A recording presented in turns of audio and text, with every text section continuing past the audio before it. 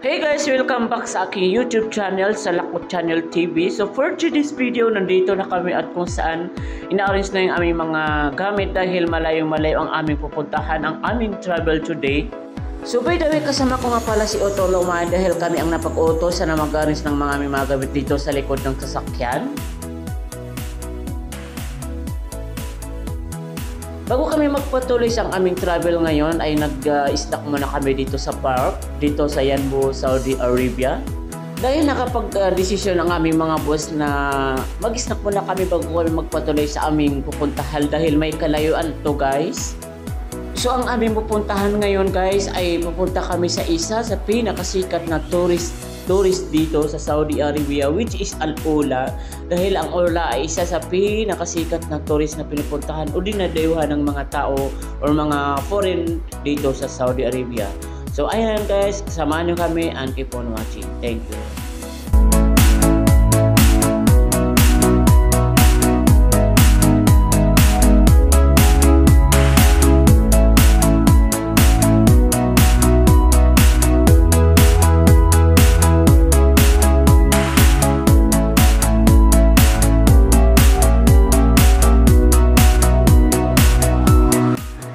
Guys, update ko lang kayo. Ito, nagutom na si Umayda kumain ng chicheria.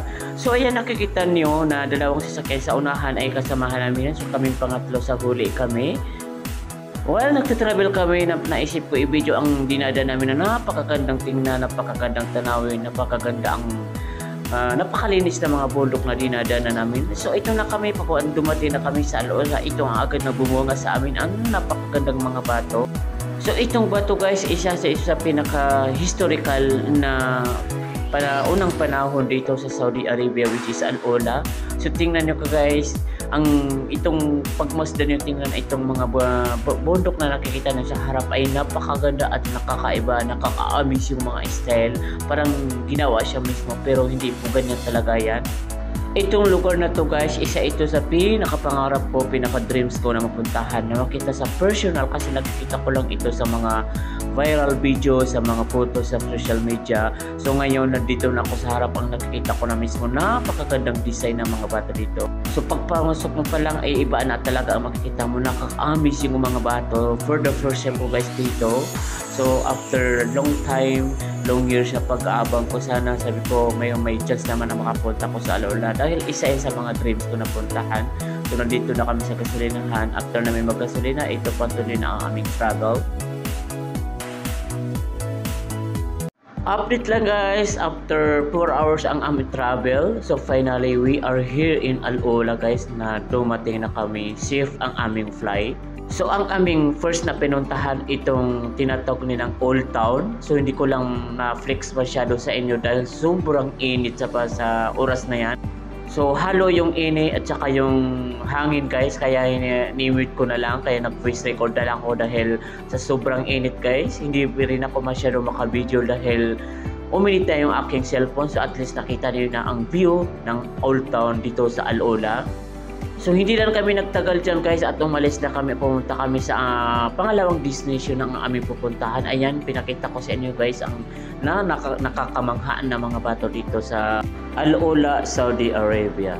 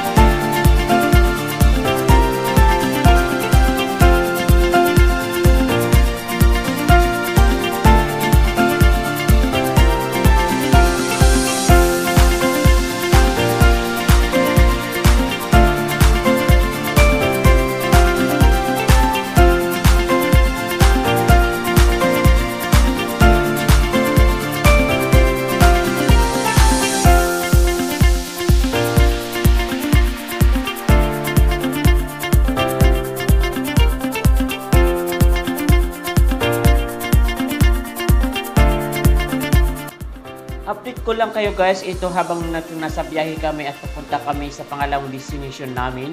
Ito nadala namin itong napakagandang view, nakakamahang ang mga bato dito.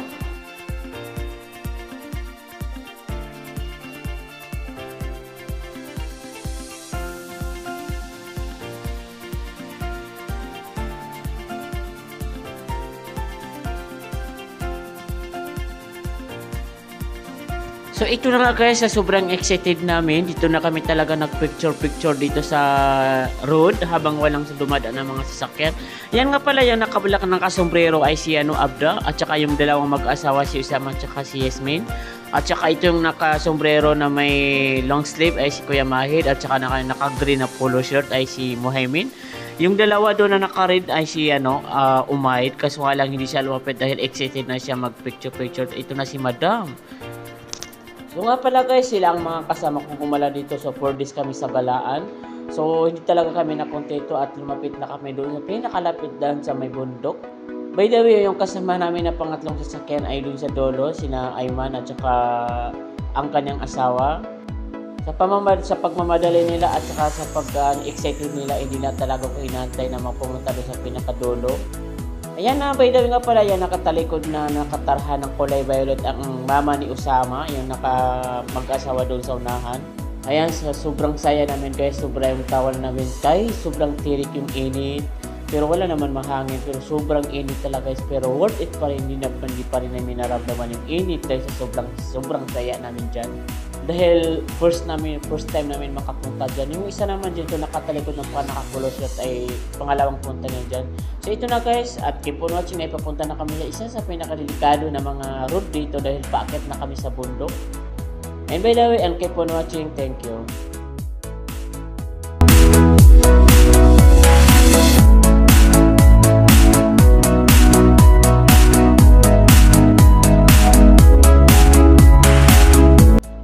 At ito na guys, aakyat na kami ng more on 30 minutes sa paakyat sa bundok na to. Dahil isa ito sa sikat na pinupuntahan dito sa Al-Ula, which is the Harat Viewpoint. So medyo mataas na to guys at delikado itong daan. So hinahinay lang sa pag-akyat namin pero hindi na nila nakahalata sa akin pero kinakabahan ako. Ayan guys, lumabas pa ako pero saglit lang dahil delikado. Ayan kasi nag-request sila kasi sa likod na i-video ko daw sila. So sobrang saya namin guys at that time pero natatakot ako dahil sobrang delikado itong lugar na ito na inakit namin.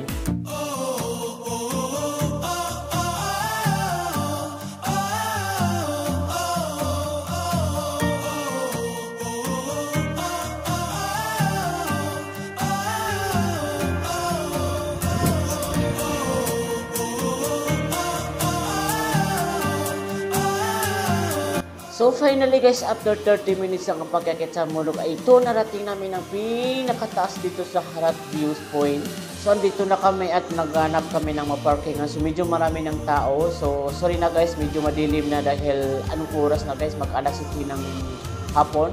So medyo madilim na sa atitong mag-asawa, excited na pumasok sa entrance.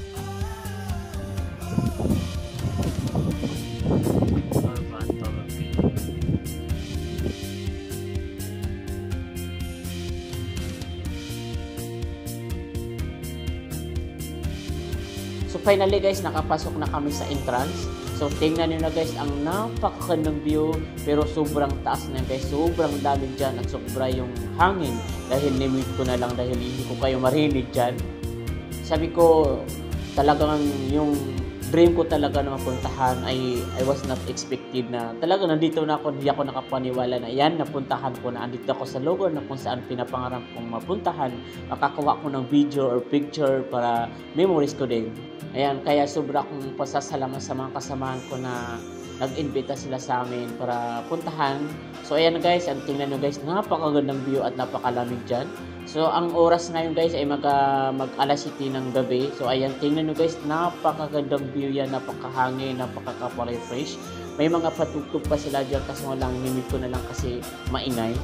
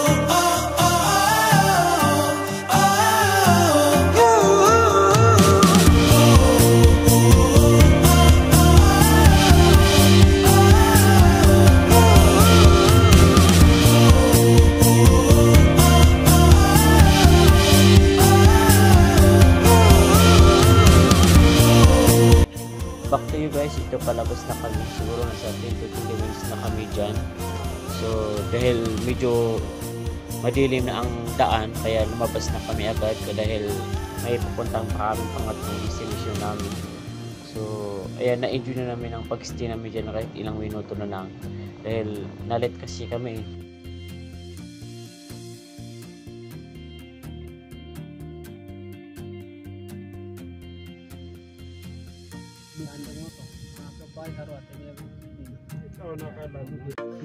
Welcome pa guys, ito isa sa pinakaabangan ko na mapuntahan itong tinatawag nila ng elephant rock dahil isa ito sa pinakasikat o nagbabayran sa social media ang elephant rock na to.